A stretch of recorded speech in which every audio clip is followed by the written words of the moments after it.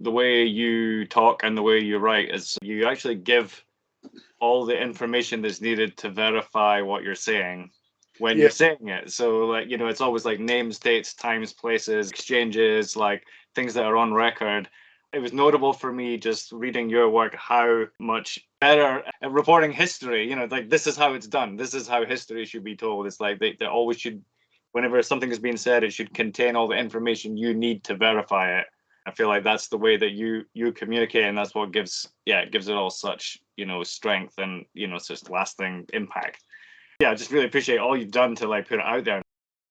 We've been talking about the Magna Carta, and someone's just sent me a news item that today an elderly couple went into the British Library and had a bolster and a hammer, and they were trying to smash the glass that covered the Magna Carta, right, and protesting climate change. So they knew we were going to talk about stuff, right? So they've brought it on topic, but they've got a fake Magna Carta, and you've got elderly people trying to smash the glass to get into the fake Magna Carta to protest global warming, which is also fake science. They've got this double fake happening, and people go, oh, wow, you know, this has drawn so much attention to global warming. This elderly couple is heroes. And then not, and the Magna Carta is under threat. We've got to take it out of the public view. So, totally fake. Yeah. You know? So that's kind of what's happening, and they've done the same with the Coronation Stone, right? So when I wrote to Historic Environment Scotland about the Coronation Stone, Jacob's Pillow, I said, the stone that you have, what is it? And they said it's the stone of Scone, because it came from Scone Quarry, and it's occasionally casually called the Coronation Stone at the time of coronation and at no other time. So it's just a lump of rock from the Scone Quarry, and it's called a Coronation Stone at the time of coronation, and it's not. So it's not the stone that witnesses God, and because that's what the stone officially says, it's supposed to be God's witness at a coronation, and because the crown is supposed to serve the people. And it is not the stone from Ireland, and it is not the stone you are looking for. So I wrote back to them, I said, thanks for that. And then I listed all the names of the stone. I said, so you're saying this is not Leah Fell, this is not Jacob's Pillow, this is not Stano Schoon, and it's not Clacknafell or something. They said nothing. They didn't reply. And then I said, if I have the real Coronation Stone, where would I get it tested? And there's no reply. Right? And I said, watch my video. This is where, this is how I got the Coronation Stone. I showed the old maps, etc. And I hired a digger and I dug it up and I found it at exactly the right time with the area in Scotland marked by my surname. And so they watched that, and then that video got taken down. And I think there was nothing even, you know, particularly controversial in that video in terms of like the usual sort of censorship topics and stuff, right? It was just, as far as I recall, it was just a, you know, a well put together video. You know, there was no reason why they need to take that down, right? So, other than I have the stone and they don't, I'm the true king of England and I'm working with the true king of Scotland. To hide that, yeah. But after I got the stone first from Scotland, brought it to England, and then started to work with the true king of Scotland. And also the Irish have taken an interest, and they believe that I have the real stone, which is Leah Fell. To them, they call it Leah Fell. So I've got the stone that can unify Ireland, or Ire, and I've got the stone for the true Scottish king to be crowned, and I've got the stone for the true king of England, king of the kingdom of England, to be crowned. So one of the things I love about the situation with you is like the opposite. We heard of this idea of the boy king, right? Which is like the child who's like born to be king, and they're raised, you know, from they got all this special treatment because from the moment they're born, they're like destined to be king. Whereas with you, it's like the opposite. It's like you're having to work for your position essentially by proving your claim, and you're coming into the public consciousness as a mature person, like as an elder, as someone who actually looks like a king and doesn't look like a baby. You know, so it's like this man king, you know, or like you say philosopher king or priest king or something like that, but rather than this boy king. Yeah. So yeah, I was known to be the true king of New Zealand, known to be the true king of England, because I was getting briefed by the Security Intelligence Service and MI5 for 7 years, 4 times a week. And that's the equivalent of MI5 and MI6, briefing you for 7 years, 4 times a week. Mm. So that's how I can write these histories and tell you actually what happened and prove it, because I've been briefed by them. Yeah. Right. So, yeah. So I know that I'm the King of England, and Charles has chucked a turd. You know? He was literally crowned sitting over a sewage manhole cover, and he comes from a completely illegitimate line that's been illegitimate since 1603 in England, which changed to Britain and Brittany and Great Britain and United Kingdom of Great Britain. And every time they used those words, they misspelt them. Like the formation of the United Kingdom of Great Britain, it was written United, always had a lowercase u. And then Great Britain was written as one word with a capital G and a capital B. And then it was written as Great Britain. And a few times it was written as Great Britain as separate words, but with another lowercase letter and always a lowercase u.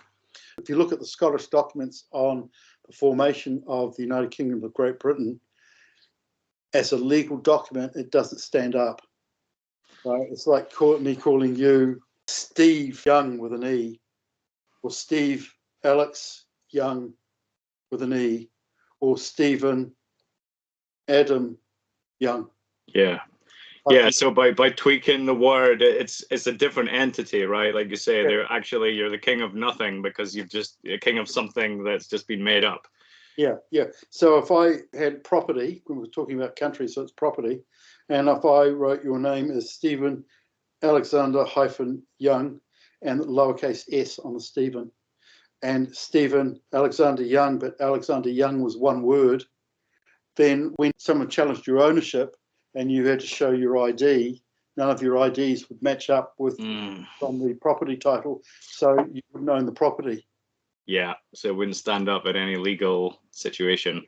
Yeah, and that's what we've got. And also Scotland, the Scottish aristocracy gave Scotland to England in exchange for increased English taxes on Scotland, which is counterintuitive, right?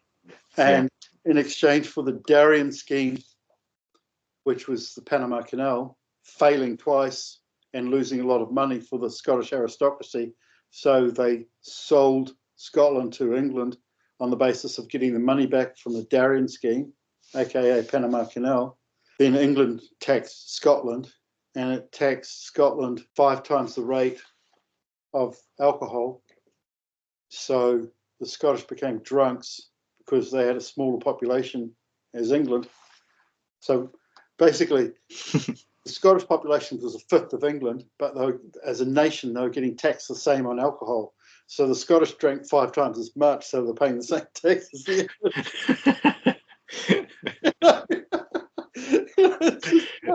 And then things like window tax. In the documents of the Union of the United Kingdom of Great Britain, Scotland spelt Great Britain wrong 47 times.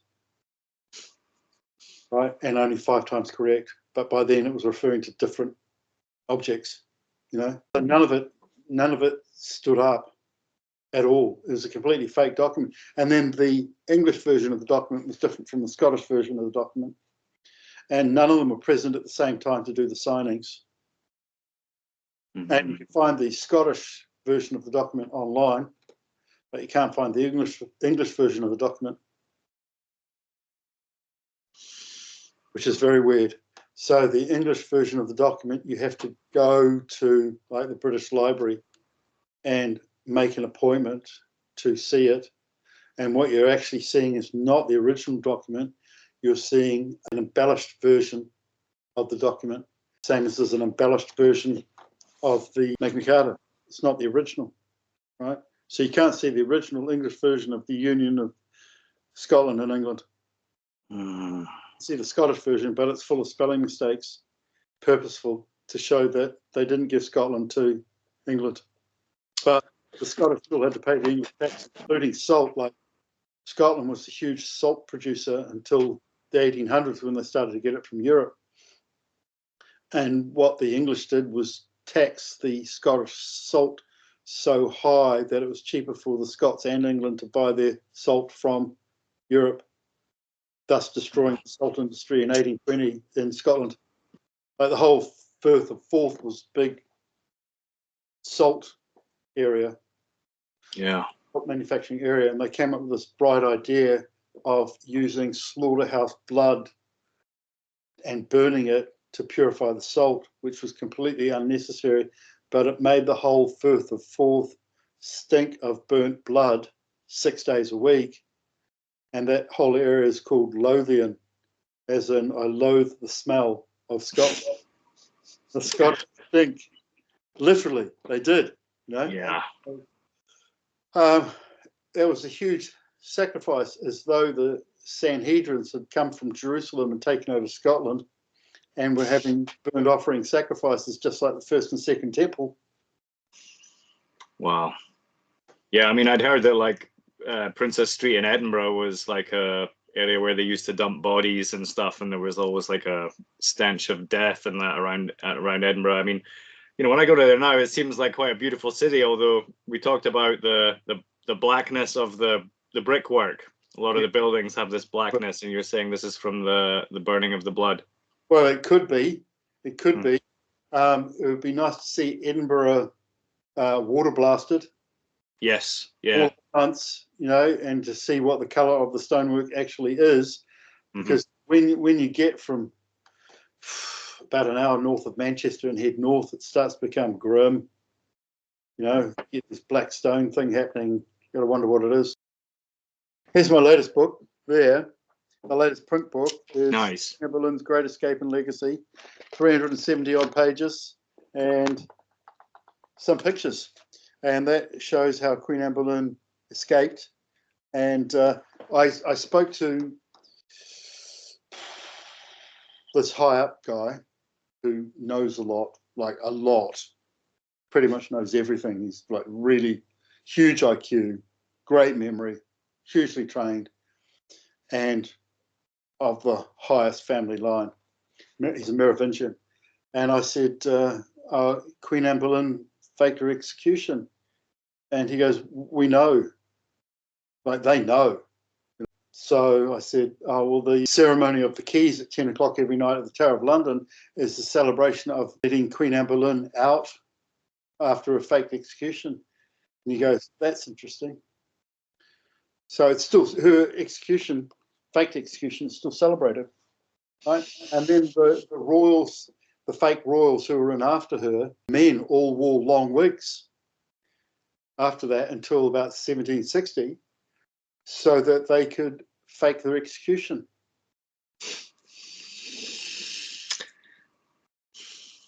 Yeah. That's what it was about, being a wig, is you can get away with murder. Getting away with murder, yeah. And then even the Parliament wore wigs. They were called wigs. Right, those curly grey wigs that you see judges and Parliament and that wearing, yeah. So the Tory party was the Whig party, and the judges wore wigs, like you say, up until the 1970s. They wore these, like it was tight woven wool. Bizarre. What we've been doing is exposing history and science from a knowledgeable insider's point of view and showing that it's fake, and at the same time we're having live scenarios. Like we've got here, which is a couple of old people smashing the glass case of the Magna Carta. And this is just on the news today. It's today. And then the video stops, but the sound continues. So they've interfered with the video already. Magna Carta's fake, and it's in the name of global warming, which is fake.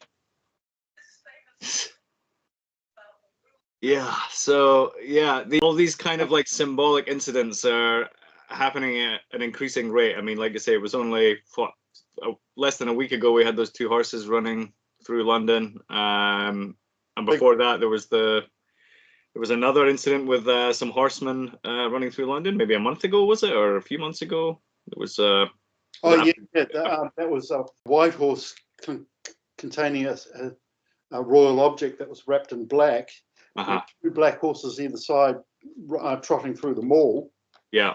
And Chuck III, Charles, was not present in Buckingham Palace.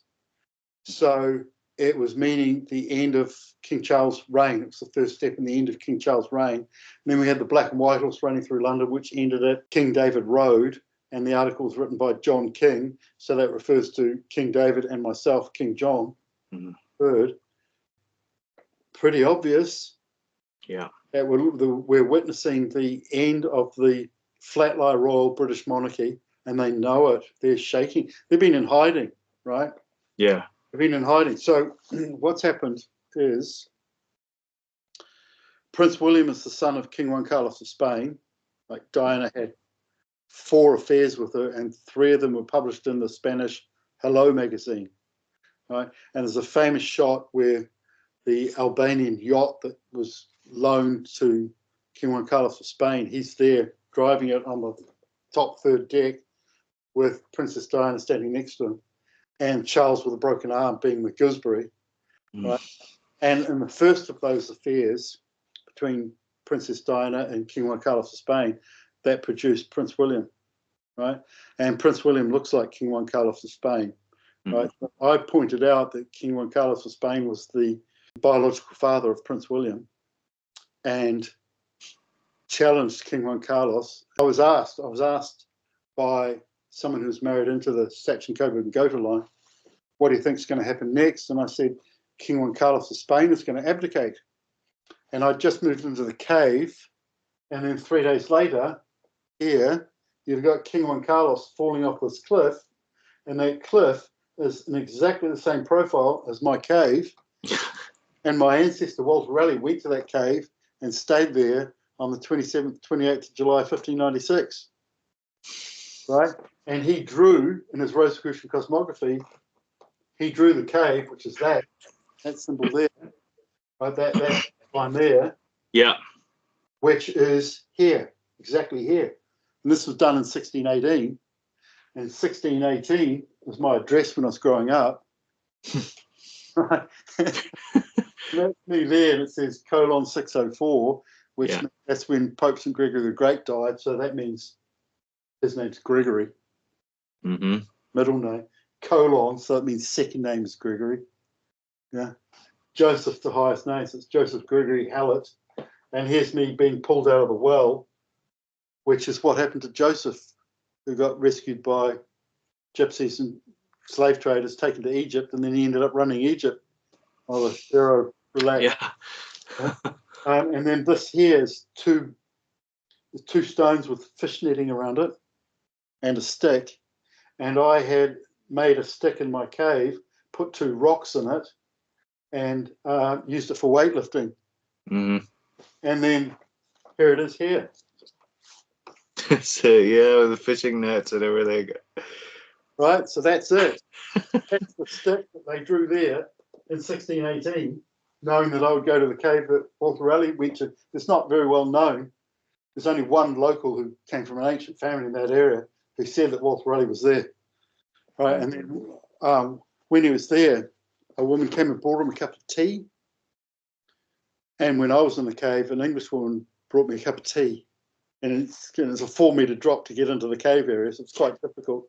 Yeah. But they actually reenacted it. Right? After my first 3 days living in that cave, I was living there for 100 days out of 123 days. Sometimes the waves come up, splash over the cave, So living there for 100 days, And after the third day, King Juan Carlos was made to abdicate.